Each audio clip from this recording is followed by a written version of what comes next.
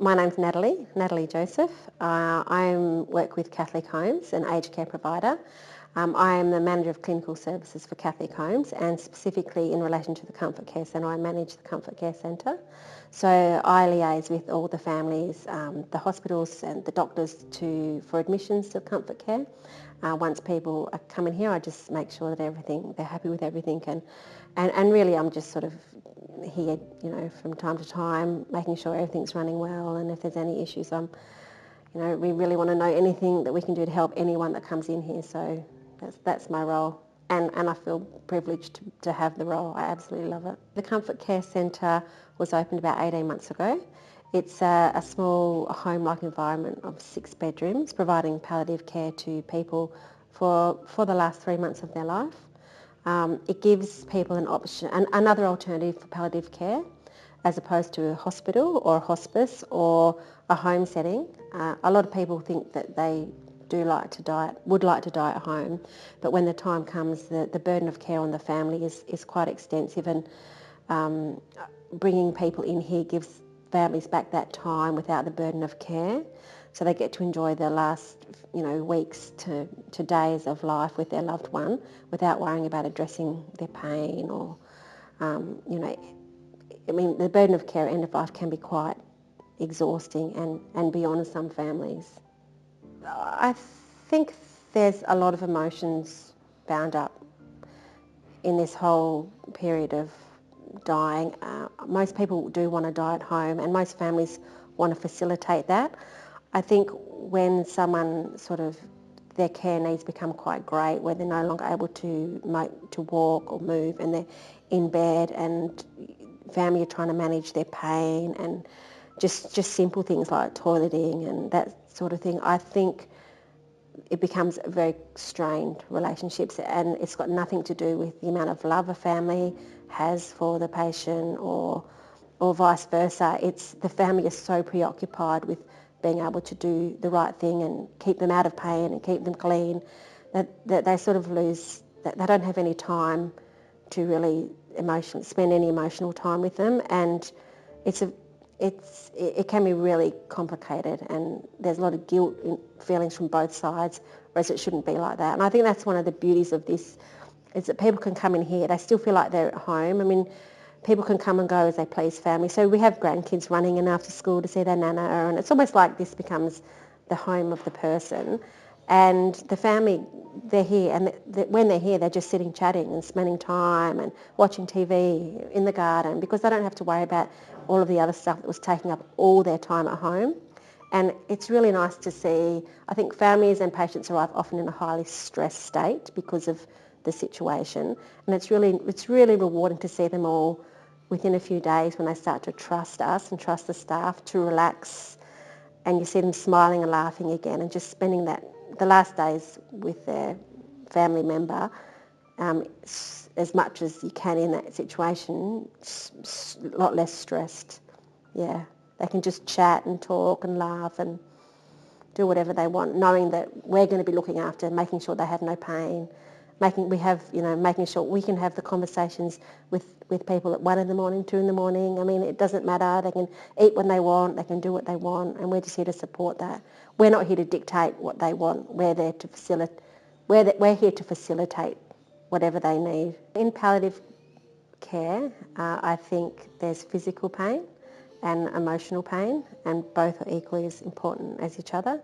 The physical pain is easy to deal with. We have nurses here. We have medications. We can ensure that they are free from physical pain. I mean, that's our role, a large part of our role. Another large part of our role is to be there for the conversations. Families can ask us questions they maybe felt they couldn't ask in hospital because it was a more rushed environment. We have pastoral care workers. Our doctor's very available, and we can have those ongoing conversations. I think the talking in palliative care is just as important as anything else. Really, when it comes to dying, the biggest part in anyone's life, whether it's the patient themselves or the family, is fear. And it's the fear of being in pain. It's the fear of being alone. It's the fear of being a burden on their family. It's a fear of the unknown. And Yeah, I think a lot of people, palliative care is to support someone through that journey.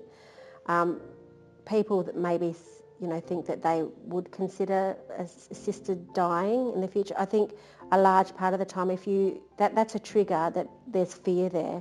And if you speak to them and explore how they're feeling and what they're thinking, most of the time you can reassure them that no, with the information you can give them and just knowing that they're not going to be alone, I think 9 times out of 10 they don't want that option anymore.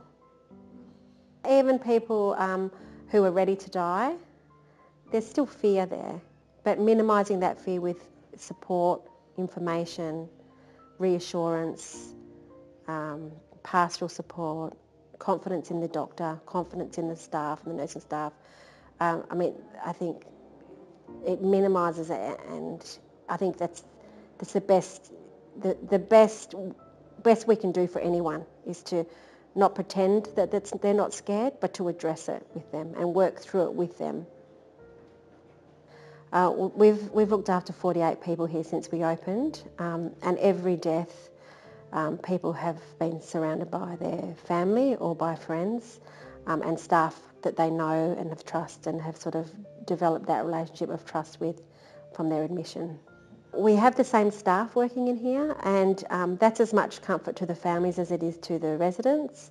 The families get to know the staff, and if, for example, people would say in hospital I live shift to shift. I was always wondering who was next on shift. Was it a nurse that knew my mum? They didn't know my mum. Did I know them? If it was someone I hadn't seen before, I was really loath to leave mum's side because she got anxious. Whereas, when they came in here, they got to know all the staff, and if they couldn't make it in or they couldn't be here, they felt very reassured. Oh, it's okay because so-and-so's on, and they know exactly what mum's like. In fact, mum's busy bossing them all around, so I know it's going to be fine. And it just gave the family great comfort. I think the end-of-life journey is different for everybody. We're only seeing the very, very tail end of their life. But I can tell you at the end of life, it's the small things that matter. The things that have occupied people maybe for the majority of their adult life are no longer as important. And it all comes down to family relationships and relationships with friends. And the spiritual beliefs and needs of a person obviously is extremely important at the end of life. I'll give you an example of one lady that came to us. She'd been in hospital for quite a few weeks when she came to us.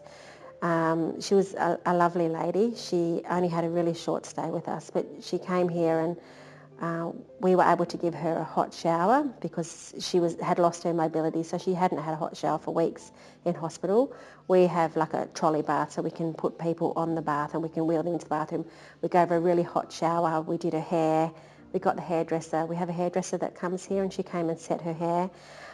We dressed her in clothes of her choosing, and we put her in like a flotation chair, we call it. It's like a sort of like a recliner chair, like in a wheelchair. We wheeled her out into the garden, into the sun, with her whole family around, and she had her favourite meal, which was fish and chips.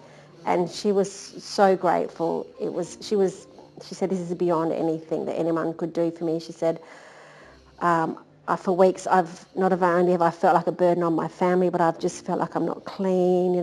For a lady particularly that's used to getting there, being well groomed, and most women like to have their hair nice and be dressed nicely. She said, I just feel like I've got my dignity back and I can be myself around my family. And she died not long after that, and the family said she could not have been happier. And the gratitude from the families is overwhelming, but it also is humbling because it's an honour to be involved. It really is.